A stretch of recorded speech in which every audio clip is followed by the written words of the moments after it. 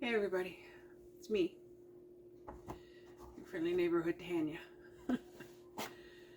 uh, just sitting here in my walker chair. Just made supper, and I got a ton of dishes to do, but my back is killing me. Most don't last very long. I just wanted to do a video, kind of explaining what's been going on in the background here. So I've had a lot of appointments over the last year or so. Yeah, traveled a lot, seen a lot of neurologists, rheumatologists.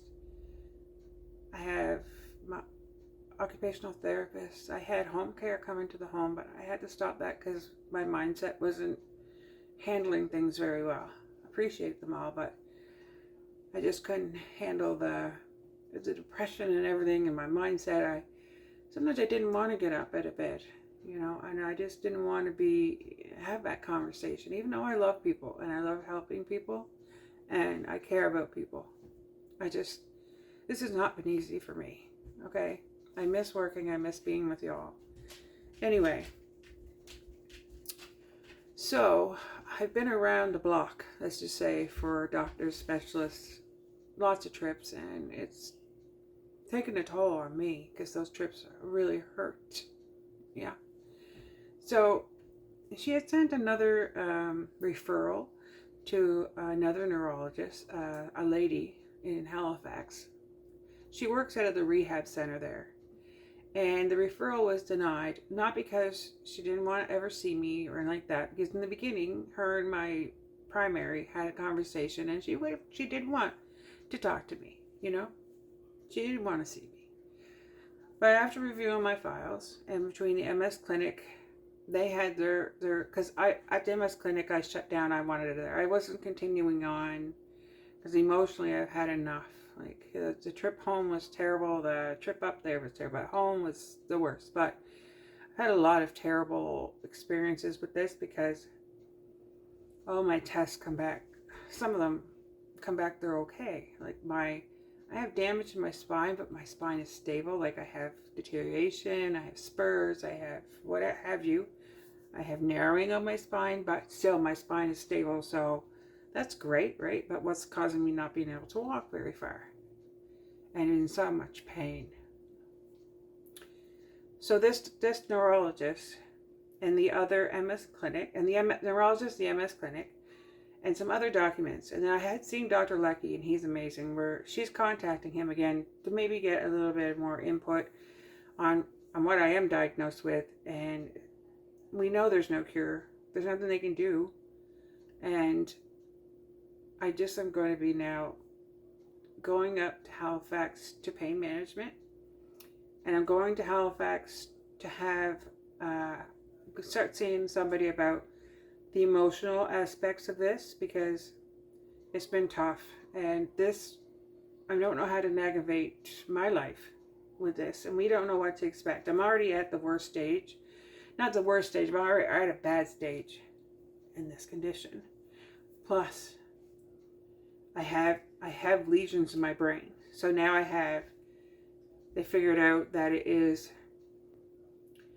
they explained it as if it was a computer. And a computer can't run without software. Well, my software is damaged, so it has no control over anything. I have no control over anything. So it makes sense. It really does, because I'm getting worse. The pain's getting worse. The numbness is terrible. Like, it's the worst in the whole world. And the pain I have in the right side of my body, and the confusion, like, to even sometimes have a conversation with anybody, I have to pivot because I don't know what I'm supposed to say. I don't remember what that word was going to be, or I don't remember what the conversation we were really having, and it's terrible. So I'm pretty isolated right now because I am embarrassed. I am ashamed. I'm embarrassed of my situation because I've always liked to be out there, and yeah, I had depression then too, and it was hard to be in like a social gathering, but give me a uniform or a chef jacket that was my bomb. That was me. I felt like when Superman or Spider-Man puts their costume on and they become this hero or powerful thing and save people. That's how I felt in my uniforms, behind counters, working for people, working with people, and working and serving, because sometimes people just need that ear to listen to them and tell them, you got this, you got this. You're loved, and if there's anything you need, I'm here. And I still stand behind that. Anyone in this community that ever needs anything, I'm here. I'm not doing anything. You're welcome. You're welcome to come. If you need anything, I promise you, you're welcome. So over the time, since I haven't stopped working, I had unemployment, but it wasn't very much, and that ran out. I've been fighting to get my disability, still nothing. So yesterday I finalized my bankruptcy. I get to keep my car because it's not worth a big amount. I only have like maybe 14, 15 payments left on it, like months, 14, 15 months. So that's pretty good. I mean, not that I can drive very much, and I don't think I'll be driving too much longer, but I'm trying to, if everyone who sees my son, Zachary, can encourage him to get his license, because, man, that would be great, because then he could take over using that car, driving himself to work, running errands, taking me for a quick spin if I have to, and then every time he needs to go to the bank for me or him, he can just take the car. Whatever he wants to do. Go to a movie, enjoy himself. Getting a lot of work done on it too, thanks to some family, yeah. So, since Norman and I have been on this journey, we're really in some financial difficulties, but some community did get together and, man, blew us out of the water at Christmas. And still off and on, we're certainly surprised. And, certain people that my husband asked, they just, not a problem, and they just, here you go. Like that, especially if we definitely needed to go, like, to a doctor's appointment, etc., right? Surprises us. But we wish we could give it all back times a million. But we have experienced food bank, asking people for money for food, and we have bills. We have them, and we are at the edge of, what can happen next? What's going to happen next? What are we not going to be able to pay? Because every time he gets to pay, he has to stretch it between my bills, his bills, our medications, and now with this wheelchair, we got a hold of his insurance, and hopefully, knock on wood, that they don't go on strike, because if they go on strike, that's going to be terrible.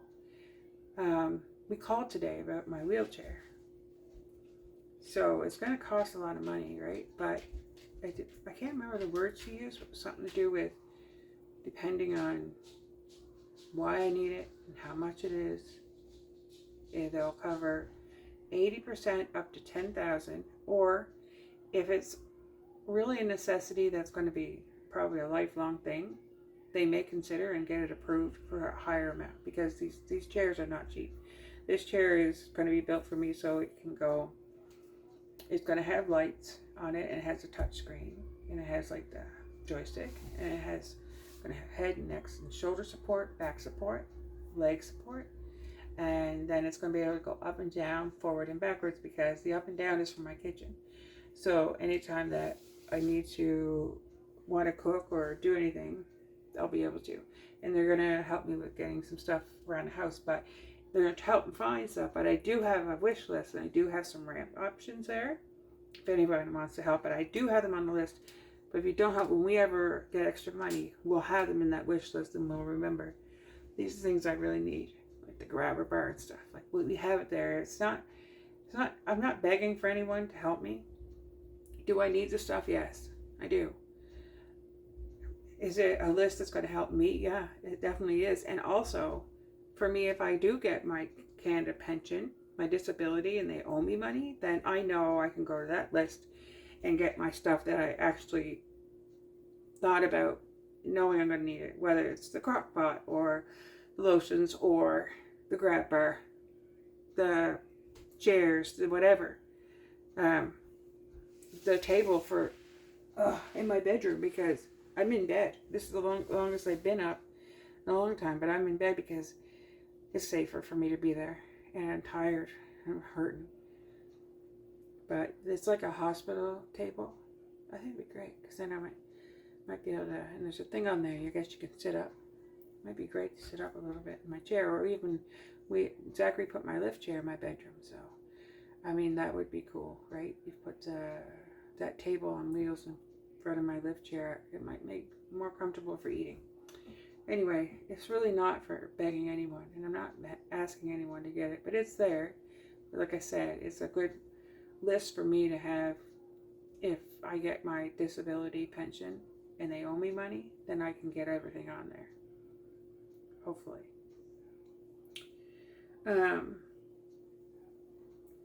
Yeah, it's a really hard thing to explain. Back in the day, they didn't, like, old information it's like, it was mental, you know. A lot of people, if you go on TikTok and actually search FND, you'll see a lot of people went through a lot like I have. And, you know, at one point there was someone that said that if I went to therapy and started talking about my emotions from my childhood, it'd make me feel better. That this is all this was. Well, I knew it wasn't. I knew it wasn't. I'm sure stress has something to do with a lot of this malfunction. I went through a lot in my life, even with raising my children. I love my boys with all my heart, but boy, it's hard to raise your kids. Damage as it is. But anyway, bottom line is here we are. I got this. I'm never going to go back to Tim Hortons to work. How much it kills me. I'm going to have to try to accept my future.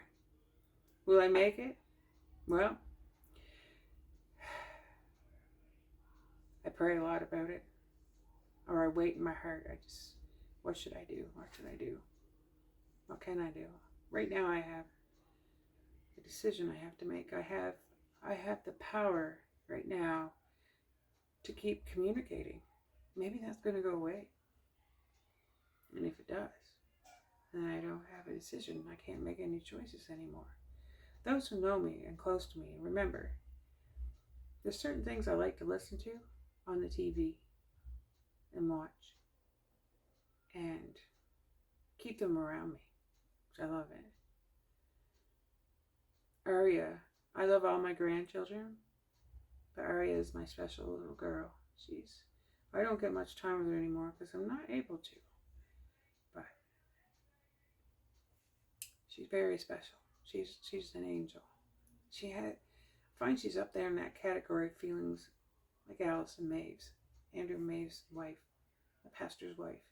There's just something very special about certain people, the way you feel, and the way they make you feel, and the way they light up the room. Well, that's like my granddaughter, Aria. She's amazing. I love her so much. Alea, she's the sweetest, daintiest little girl you ever meet. Aiden's just like her daddy. Ava's a sweetheart. She knows what she wants. You know, Gemma, Genesis, strong girls, beautiful girls, smart as a whip, all of them. Now, I haven't met my new grandson because of problems that my son and his wife and I have. And I haven't stopped loving him, waiting on the day to meet my grandson. That's okay. I'm not going to fight about it. No sense fighting over it.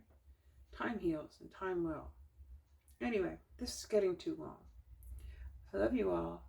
A lot of changes have happened. I am different. My emotions are different. And I don't know how long I can stay focused even to finish up this video, but I'm doing good, I think. No one's interrupted me. I like this kind of thing, you know. Talk to the camera because no one's cutting you off or saying no. Anyway, I better get this big mess. If you can see some of it around me.